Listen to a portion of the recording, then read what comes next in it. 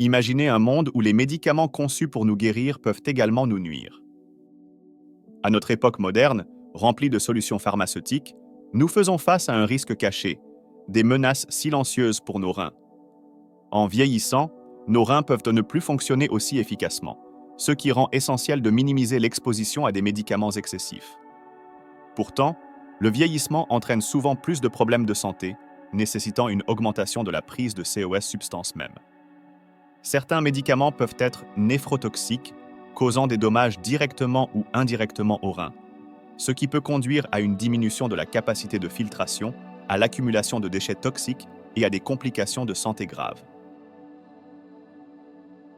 La gravité des lésions rénales varie de la dysfonction légère à l'insuffisance totale, avec un risque de néphrotoxicité médicamenteuse croissant avec l'âge et l'aggravation des conditions rénales préexistantes. Les lésions rénales dues aux médicaments se présentent sous deux formes principales. La toxicité dose-dépendante, qui s'aggrave avec des doses plus élevées, et la toxicité idiosyncratique, imprévisible et variable d'une personne à l'autre.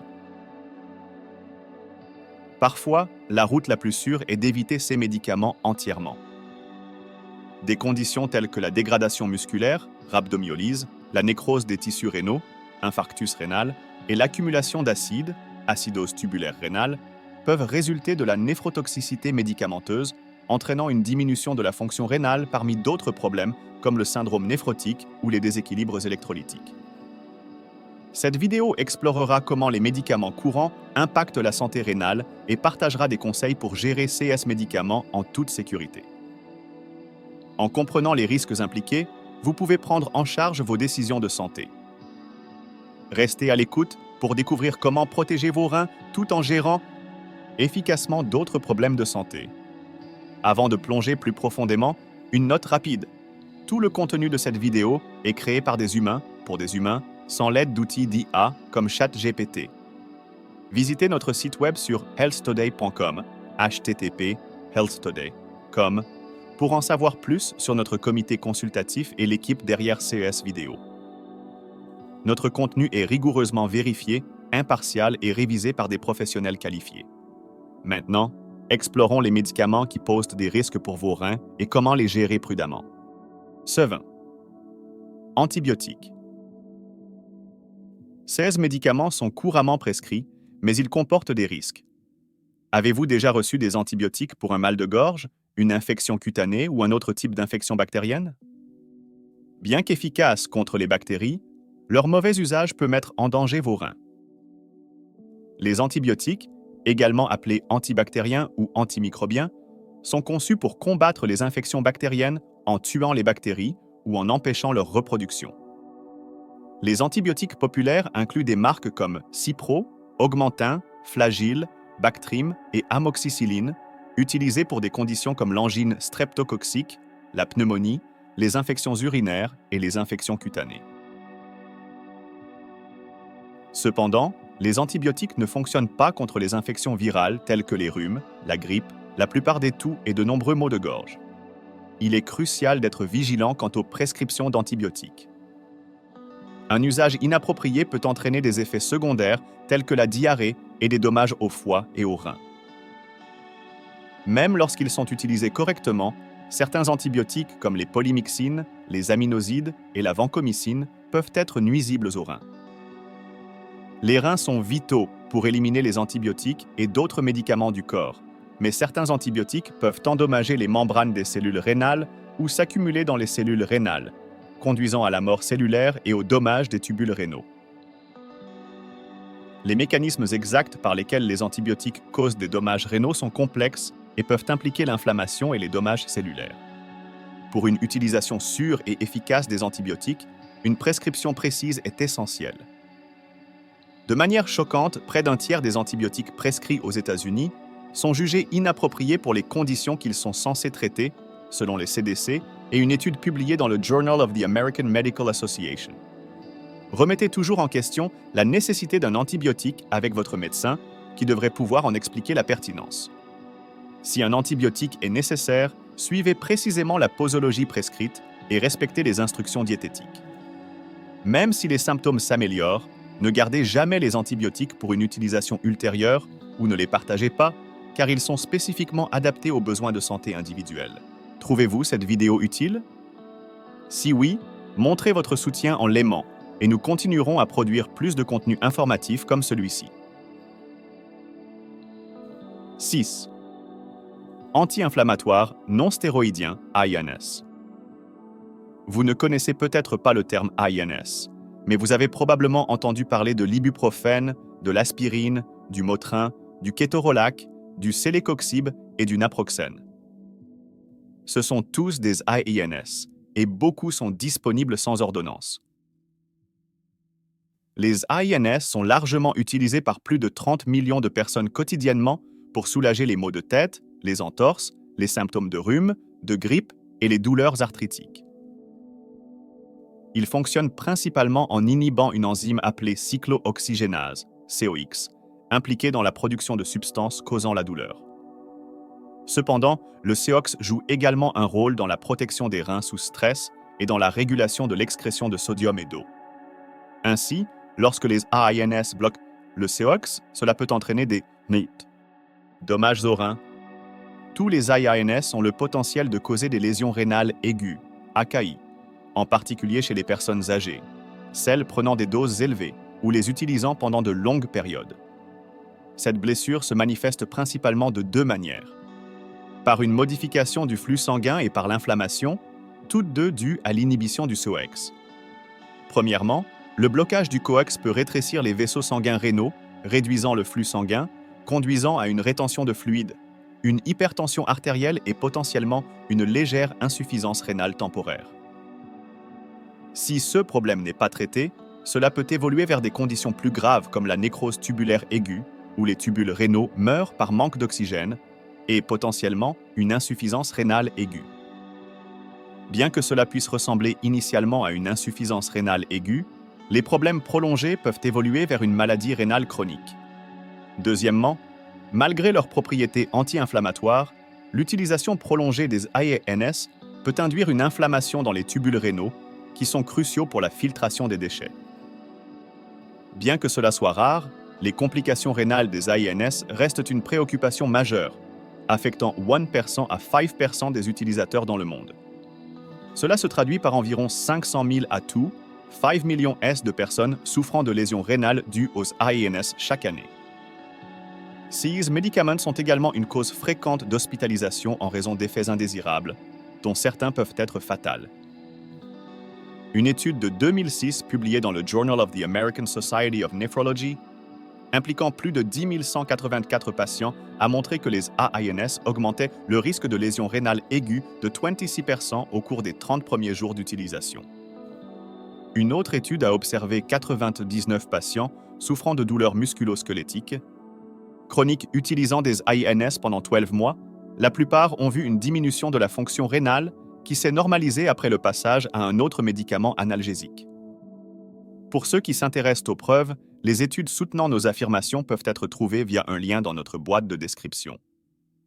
Ensuite, nous discuterons d'un groupe de médicaments souvent perçus positivement en termes de santé rénale, mais qui peut encore réserver quelques surprises. 5. Diurétiques. Les diurétiques sont couramment utilisés pour gérer des conditions telles que la rétention de fluide ou l'œdème, souvent associés à l'insuffisance cardiaque, l'insuffisance rénale et la cirrhose hépatique. Bien que certains diurétiques soient disponibles sans ordonnance, les diurétiques sur ordonnance sont généralement plus puissants. Les diurétiques bien connus incluent l'hydrochlorothiazide, ou HCTZ, le bumétanide, trouvé dans Bumex, le furosémide, commercialisé sous le nom de Lasix, la spironolactone dans Aldactone et l'acétazolamide, contenu dans Diamox. Ces médicaments augmentent la production d'urine et sont efficaces pour éliminer l'excès de sel et d'eau du corps, ce qui est bénéfique pour gérer l'hypertension ou la pression artérielle élevée, un facteur de risque majeur pour les maladies rénales. En général, les diurétiques sont considérés comme favorables à la santé rénale. Cependant, les diurétiques comportent également des risques, en particulier pour les reins. Contrairement aux INS, les diurétiques ne nuisent pas directement aux reins ni n'interfèrent avec leur capacité de filtration. Au lieu de cela, ils affectent les étapes ultérieures du traitement rénal en modifiant la concentration et la composition de l'urine. Cela peut entraîner une augmentation du volume d'urine ou des changements dans les niveaux d'électrolytes. Par conséquent, l'utilisation excessive ou prolongée de diurétiques peut entraîner une déshydratation, une condition qui pose un risque pour la santé rénale. Une étude impliquant 131 patients de 1999 à 2010 dans un hôpital a révélé que 96% de ceux utilisant des diurétiques pour une lésion rénale aiguë avaient des conditions de santé préexistantes, avec la maladie rénale chronique étant la plus répandue à 55,0%. La recherche a indiqué que l'utilisation de diurétiques était associée à des incidences plus élevées de maladies rénales et de SS facteurs de risque tels que l'hypertension et le diabète, en particulier à des doses plus élevées. De plus, environ 27,5% des CAS de lésions rénales aiguës étaient attribués uniquement aux diurétiques, tandis que d'autres étaient liés à une combinaison de diurétiques et d'autres médicaments. Par conséquent, il est crucial de consulter votre médecin avant de commencer tout nouveau médicament contenant des diurétiques. Pour les personnes atteintes de maladies rénales chroniques qui prennent des diurétiques, maintenir une hydratation adéquate et surveiller régulièrement les niveaux d'électrolytes et la fonction rénale est essentiel. Avec l'avènement des options de test à domicile, la surveillance de la fonction rénale est devenue plus accessible, permettant aux individus de gérer leur santé depuis le confort de leur domicile. Four. Inhibiteurs de la pompe à protons, IPP. Les inhibiteurs de la pompe à protons, communément appelés IPP, sont des médicaments largement disponibles utilisés pour traiter des conditions telles que le reflux gastro-œsophagien, RGO, et le reflux acide en réduisant la production d'acide dans l'estomac. Les IPP agissent en ciblant l'enzyme H+K plus ATPase, ou pompe à protons, essentielle à la sécrétion d'acide dans l'estomac. Bien que les IPP soient généralement sûrs et efficaces pour soulager les inconforts liés à l'acidité, tels que les brûlures d'estomac, ils ne sont pas sans risque, notamment en CE qui concerne la santé rénale. Un risque significatif associé aux IPP est la néphrite interstitielle aiguë, NIA, une condition inflammatoire affectant les espaces entre les tubules rénaux. Bien que la NIA ne se produise que chez une petite fraction des utilisateurs d'IPP, elle est devenue une cause majeure de NIA, induite par les médicaments dans les pays développés. De manière alarmante, la NIA ne présente souvent pas de symptômes évidents et peut passer inaperçue, entraînant une diminution de la fonction rénale et une lésion rénale aiguë soudaine. Au fil du temps, l'utilisation prolongée des IPP peut même évoluer vers une maladie rénale chronique, MRC. Un autre effet secondaire moins connu mais sérieux de l'utilisation à long terme des IPP est l'hypomagnésémie, ou faible taux de magnésium dans le sang associé à la MRC. L'hypomagnésémie peut perturber l'équilibre électrolytique et provoquer une inflammation, potentiellement déclenchant une maladie rénale et d'autres problèmes de santé graves tels que des spasmes musculaires, des convulsions et des rythmes cardiaques irréguliers. Une étude de cohorte de 2019 publiée dans le Journal of Pharmacotherapy a mis en lumière l'impact des IPP sur la santé rénale. L'étude a examiné 93 335 personnes et a constaté que celles prenant des IPP avaient un risque 435 fois plus élevé de développer une lésion rénale aiguë, AKI, et un risque 1, 2 fois plus élevé de MRC par rapport aux non-utilisateurs, selon les données de 84 600 participants. Par conséquent, les personnes utilisant des IPP devraient subir des examens médicaux réguliers pour surveiller leur fonction rénale et leur niveau de magnésium, en veillant à ce que le traitement d'une condition ne conduise pas à une autre. Bien que les IPP soient très efficaces pour les symptômes liés à l'acidité, leur utilisation à long terme peut entraîner des problèmes rénaux significatifs, ainsi que d'autres complications comme les infections, les fractures ou les carences nutritionnelles. Il est crucial d'utiliser les IPP pour la durée la plus courte nécessaire pour gérer les symptômes efficacement tout en minimisant le risque d'effets indésirables. 3. Inhibiteurs de l'enzyme de conversion de l'angiotensine, IEC. Les inhibiteurs de l'enzyme de conversion de l'angiotensine, IEC, sont des médicaments sur ordonnance largement utilisés pour aider à abaisser la pression artérielle et à gérer des conditions liées au cœur, aux vaisseaux sanguins et aux reins. Les IEC courants incluent le lisinopril, commercialisé sous les noms de Zestril et Prinivil, le ramipril, disponible sous le nom d'Altas, l'énalapril, trouvé dans le Vasotec, et le bénazépril dans le Lotinsin. Ces médicaments bloquent une enzyme responsable de la production d'angiotensine 2, qui rétrécit les vaisseaux sanguins et augmente la pression artérielle. En inhibant cette enzyme, les IEC aident à détendre les vaisseaux sanguins, réduisant ainsi la pression artérielle et allégeant la charge de travail du cœur. En général, les IEC améliorent également le flux sanguin vers les reins, réduisant la pression sur ces organes cruciaux et offrant potentiellement une protection. À long terme, ils sont souvent prescrits pour diminuer les protéines dans l'urine, un problème fréquent dans la maladie rénale chronique, ce qui en fait une recommandation standard pour les patients atteints de maladies rénales.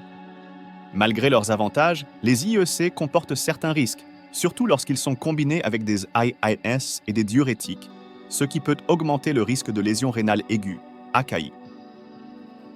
Une hydratation insuffisante pendant la prise de ces médicaments peut également augmenter la probabilité d'AKI. Si des préoccupations concernant le risque d'AKI existent, discuter des stratégies préventives avec un professionnel de la santé est crucial. Certaines personnes s'inquiètent de la baisse du taux de filtration glomérulaire estimé, EGFR. Un EGFR plus élevé indique généralement une meilleure fonction rénale. Cependant, les IEC peuvent réduire l'EGFR en réduisant la pression sur les reins, permettant aux glomérules, les unités de filtration des reins, de se détendre. Cette réduction de l'EGFR ne signale pas nécessairement des problèmes rénaux. Elle signifie souvent que les reins sont sous moins de stress. Néanmoins, une diminution significative de l'EGFR, en particulier chez les patients atteints d'insuffisance cardiaque, de maladies rénales chroniques ou de sténose bilatérale des artères rénales, peut être préoccupante. Dans de tels CAs, les médecins pourraient ajuster la posologie ou interrompre temporairement le médicament pour enquêter sur la cause. Dans de rares CA, notamment chez les patients atteints d'insuffisance cardiaque ou de déshydratation sévère, les IEC peuvent provoquer une insuffisance rénale aiguë. Heureusement, la plupart des patients se rétablissent de cette condition grave sans dommages rénaux durables, parfois même après avoir subi une dialyse. Par conséquent, bien que les IEC soient bénéfiques pour les patients atteints d'insuffisance cardiaque, de diabète ou de maladies rénales chroniques en raison de leur capacité à alléger la pression sur les reins et à offrir une protection à long terme, il est essentiel de gérer soigneusement les dosages et de surveiller régulièrement la fonction rénale. Tout. Antiviraux. Bien que la plupart des infections virales se résolvent sans traitement spécifique, les médicaments antiviraux sont essentiels pour gérer des maladies infectieuses graves ou persistantes comme la COVID-19, Ebola, la grippe, l'herpès génital, les hépatites B et C et le VIH. Ces médicaments sont cruciaux pour éliminer la grippe et d'autres virus du corps. Pour la grippe, les antiviraux typiques incluent l'oseltamivir, Tamiflu, et le zanamivir, Relenza, tandis que les infections chroniques telles que le VIH, les hépatites et l'herpès sont gérées avec des antiviraux pour atténuer les symptômes et réduire leur impact, bien qu'ils ne fournissent pas de cure. Les médicaments antiviraux jouent un rôle crucial dans le traitement des infections virales, mais ils posent également des risques pour la santé rénale, soit par toxicité directe, soit par la formation de cristaux pouvant entraîner des calculs rénaux. Pour les personnes ayant des conditions rénales préexistantes, ces risques nécessitent une gestion soigneuse et des traitements adaptés.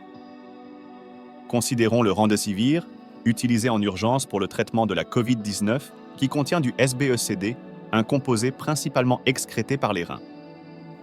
Chez les patients atteints d'insuffisance rénale, l'accumulation de SBECD peut entraîner une toxicité rénale. Les essais cliniques ont montré des résultats variés concernant l'impact du remdesivir sur la fonction rénale, et les données provenant d'études mondiales ont indiqué une incidence plus élevée d'insuffisance rénale aiguë avec le remdesivir par rapport à d'autres traitements de la COVID-19. Le profil de sécurité du remdesivir pour ceux ayant des problèmes rénaux reste incertain, soulignant la nécessité d'études cliniques plus approfondies. De plus, certains médicaments antiviraux tels que le cidofovir, l'adéfovir, le foscarnet, l'aciclovir, l'interféron et le ténofovir peuvent provoquer une nécrose tubulaire aiguë en endommageant directement les cellules rénales, en réduisant le flux sanguin ou en augmentant la présence de toxines. De plus, des médicaments comme l'atazanavir peuvent provoquer une inflammation des tissus interstitiels des reins, altérant leur fonction. Des médicaments tels que l'aciclovir, l'indinavir et le foscarnet peuvent également entraîner la formation de cristaux obstruant les tubules rénaux. Bien que des médicaments comme Viread et foscarnet soient utilisés pour gérer les problèmes rénaux, ils comportent également un risque significatif d'insuffisance rénale. Par conséquent, il est impératif d'administrer ces médicaments sous une stricte supervision médicale pour protéger la santé rénale. Il est également important de respecter rigoureusement les horaires de dosage pour prévenir la résistance virale, connue sous le nom de résistance aux antiviraux, qui peut rendre le médicament moins efficace. Rappelez-vous, les médicaments antiviraux ne doivent être pris que s'ils sont prescrits, et il est fortement déconseillé de les acheter auprès de sources en ligne non vérifiées. ON. Lithium. Le lithium est un médicament largement prescrit utilisé pour stabiliser l'humeur dans des conditions de santé mentale telles que la manie, caractérisée par une excitation élevée ou une distraction, et le trouble bipolaire, qui implique des sauts d'humeur sévères allant des hauts, manie, au bas, dépression. Les marques courantes de lithium incluent Priadel, Camcolit, Lisconome et Li-Liquide. Depuis plus de 6 décennies, le lithium a considérablement amélioré la vie des personnes atteintes de troubles bipolaires. Bien qu'il soit essentiel pour stabiliser l'humeur, ses effets potentiels sur la santé rénale sont significatifs. L'utilisation prolongée de lithium peut causer à la fois des maladies rénales aiguës et chroniques, ainsi que des kystes rénaux. Initialement, les dommages rénaux causés par le lithium peuvent être réversibles, mais ils peuvent devenir permanents avec le temps. Une préoccupation majeure avec l'utilisation à long terme du lithium est le diabète insipide néphrogénique, un type de diabète non causé par une glycémie élevée. Cette condition altère la capacité des reins à répondre à l'hormone antidiurétique, ADH, qui régule l'équilibre hydrique du corps, entraînant une soif excessive et des mictions fréquentes. Dans les CA extrêmes, la thérapie à long terme au lithium peut même entraîner une insuffisance rénale terminale, IRT. Les symptômes des problèmes rénaux causés par le lithium incluent une production excessive d'urine et une soif excessive, des mictions fréquentes la nuit et des signes de déshydratation tels qu'une pression artérielle basse et un rythme cardiaque rapide. Dans les CA graves, cela peut provoquer des changements de l'état mental. De plus, le lithium peut entraîner une excrétion excessive de sodium, connue sous le nom d'hyponatrémie. Une hyponatrémie à apparition rapide, survenant en moins de 48 heures, peut entraîner des complications sévères si elle n'est pas traitée rapidement, y compris la dégradation musculaire, rhabdomyolyse, une confusion sévère, des convulsions, un coma et même la mort. Les patients sous lithium doivent maintenir un régime alimentaire cohérent avec un apport adéquat en sel et en liquide. Il est également crucial d'établir une posologie appropriée, de subir des tests sanguins annuels pour surveiller les niveaux de créatinine et de consulter un professionnel de la santé en CA de problème. Les dommages potentiels du lithium s'étendent au-delà des dommages rénaux, donc les patients doivent informer leur médecin de toute condition rénale, cardiaque, thyroïdienne ou respiratoire existante, ainsi que de la maladie d'Addison ou du syndrome de Brugada, avant de commencer le traitement. Conseils supplémentaires pour une utilisation prudente. Si vous soupçonnez que votre médicament peut affecter votre santé rénale, il est crucial de consulter immédiatement un professionnel de la santé. Les premiers symptômes de l'insuffisance rénale, tels que la réduction de la production d'urine, le gonflement des jambes, l'essoufflement et la fatigue extrême, peuvent ne pas être évidents au début, mais peuvent s'aggraver considérablement s'ils ne sont pas traités. Ces symptômes peuvent évoluer vers des conditions potentiellement mortelles, donc les reconnaître tôt est crucial. Pour ceux qui prennent l'un des médicaments discutés dans cette vidéo, il est essentiel de surveiller régulièrement votre fonction rénale par des tests vérifiant les niveaux de créatinine sanguine, le taux de filtration glomérulaire, GFR, et les niveaux de protéines urinaires. Rester bien hydraté est vital car cela aide vos reins à éliminer le sodium, l'urée et les toxines, réduisant l'impact des médicaments néphrotoxiques. Soyez attentifs aux interactions potentielles entre vos médicaments et assurez-vous que tout professionnel de la santé qui prescrit un nouveau médicament soient informés de tous les médicaments que vous prenez actuellement. Bien que les médicaments soient indispensables pour gérer divers problèmes de santé, certains posent des risques notables pour la santé rénale et doivent être utilisés avec prudence, en particulier chez les individus ayant des conditions rénales existantes ou une prédisposition aux maladies rénales.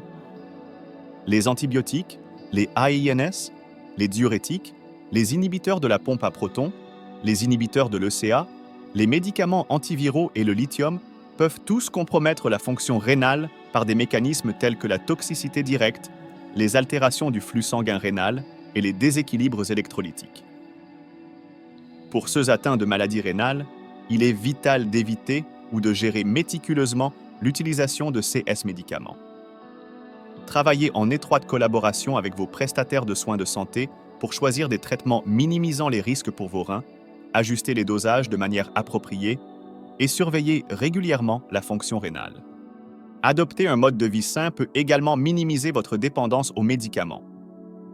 Manger un régime équilibré riche en protéines maigres, en fruits et légumes et maintenir une activité physique régulière sont des moyens efficaces de protéger vos reins. Si vous êtes déterminé à améliorer votre santé rénale et à approfondir votre compréhension de votre corps, n'oubliez pas de vous abonner à notre chaîne. Cliquez sur l'icône de la cloche et activez toutes les notifications pour ne jamais manquer une vidéo vitale. Si vous avez trouvé cette vidéo informative, vous pourriez également apprécier notre prochaine vidéo à l'écran où nous discutons des 18 pires habitudes qui pourraient endommager vos reins et comment les éviter. À bientôt! Restez informés et restez en bonne santé.